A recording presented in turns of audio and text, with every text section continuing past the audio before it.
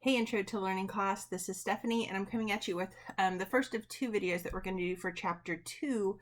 This video is about the early part of the chapter that starts to talk about kind of the history of psychology, and mostly what I want to focus on is the just noticeable difference versus the absolute threshold.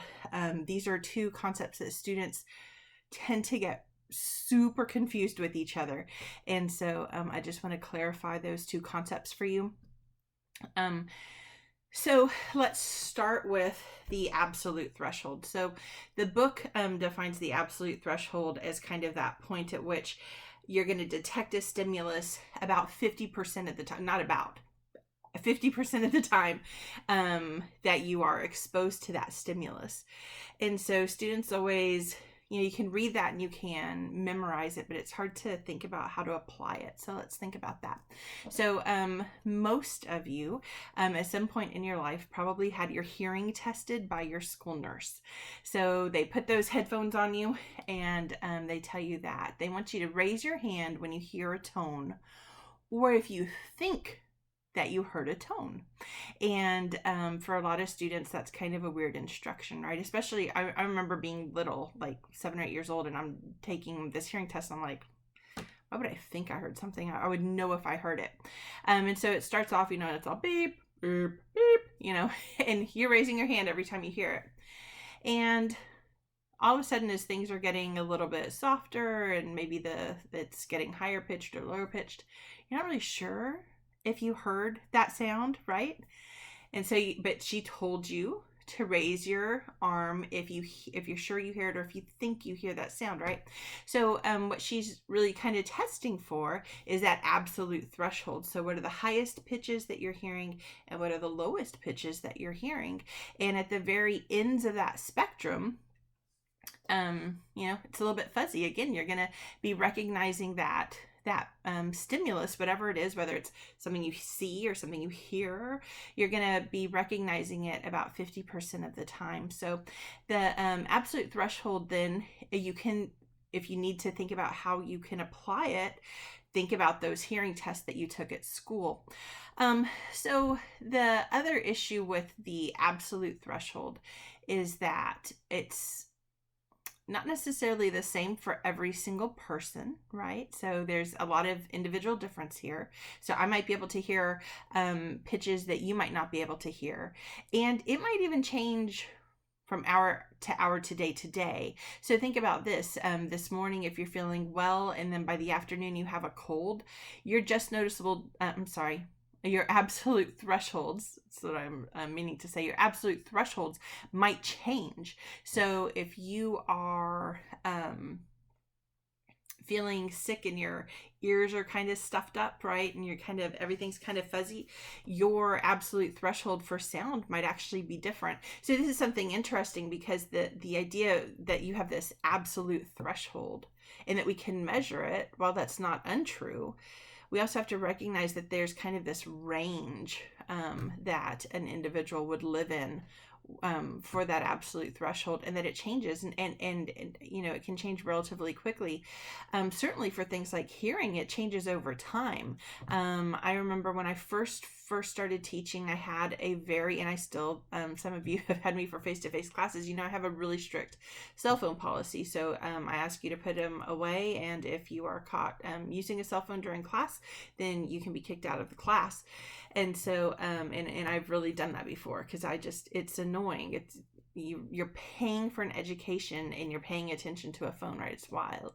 So I'm anti cell phone. And when I first started teaching, cell phones had kind of not taken off, and then as they started to take off, cell phones were really obvious. And then people started having these smartphones that had these apps on them, right? And one of the early apps that they had for cell phones were these ringers. I don't know if y'all ever had them or if you've heard of them, but they're like ringers that adults aren't supposed to be able to hear, so young people can hear them, but older people can't hear them. And I was teaching one day, and I could just hear the most annoying, piercing, horrible sound. And so I'm like, no one else is like responding to this? And so I said, do y'all hear that sound? I mean, it went on for like a couple of, probably like 5 or 10 seconds. I was like, do y'all hear that sound?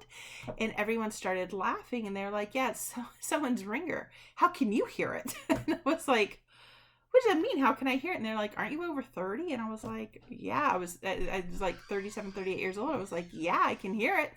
And they were amazed that I could hear this ringer that I was not supposed to be able to hear. So that's all based on things like absolute threshold. And there are, averages, so we expect the average person to be able to hear, within certain tones and things like that. So those are based on the absolute threshold. So the other topic in the beginning of this chapter is the just noticeable difference. So this is a different topic, but again, students often confuse it with the absolute threshold, but the just noticeable difference is totally different. So early psychophysicists were trying to understand kind of what, how the brain processed the information that it was receiving. And so one of the things that we know is that you don't necessarily detect the change in a stimulus every time we change the stimulus.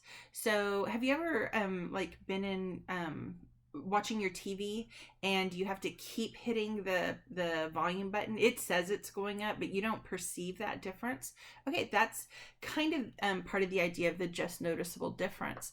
So there's a couple of issues with the just noticeable difference. So one of the issues is that the lower the stimulus starts, the smaller the change has to be for you to notice it. And the bigger it is when it starts, the bigger that change has to be. So way back when I was first kind of learning about just noticeable difference, there was a brand new show on TV. That's how old I am, you guys. It was a brand new show, and it was called The Biggest Loser. Some of you have probably seen it. So The Biggest Loser was this show. They would get these people who were morbidly obese, and they would help them to lose weight. And so the example that I've always used for the just noticeable difference is The Biggest Loser show, because sometimes they're like, this person has, like, in the first week they've lost like 21 pounds, and they show this side-by-side picture, the before and then the after, and they've lost 21 pounds. They don't look any different.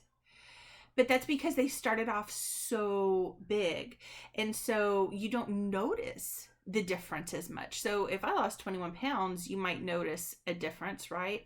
If someone who weighs 125 pounds lost 25 pounds, you would notice a difference, right?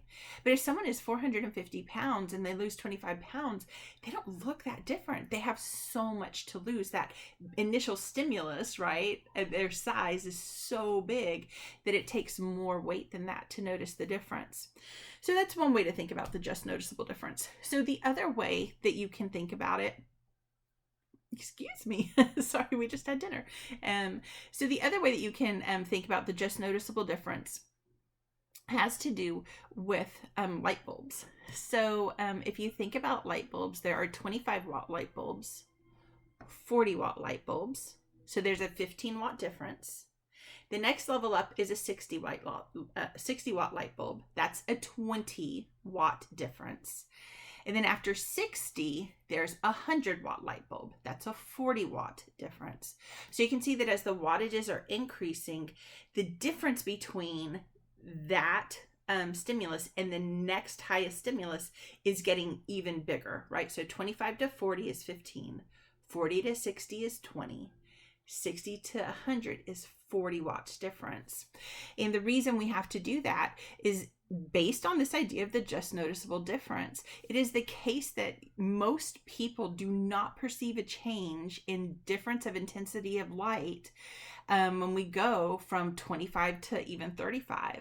But the vast majority of people, about 90, so depending on the study you look at for this, it's like right around 98 to 99% of people notice the difference between a 25 watt light bulb and a 40 watt light bulb. So that's what the manufacturers chose, right? The next noticeable difference for the vast majority of people is at 20 more watts, so from 40 to 60. The next just noticeable difference is the wattage between 60 to 100. And that's why we have the light bulbs that we have. It's all based on that idea of what's noticeable when we are making changes in the brightness of the light, or the wattages of the light, right? Okay, so I hope that helps you understand what absolute thresholds are, what the just noticeable difference is, and how those two things are different. So here's the deal. If you're still struggling with those two concepts, read them again, maybe watch this video again, maybe even write down like the wattages and kind of use a visual for it. And if you're still having problems, you guys email me so that I can give you some help, okay? And I will see you later. Have a great rest of your day.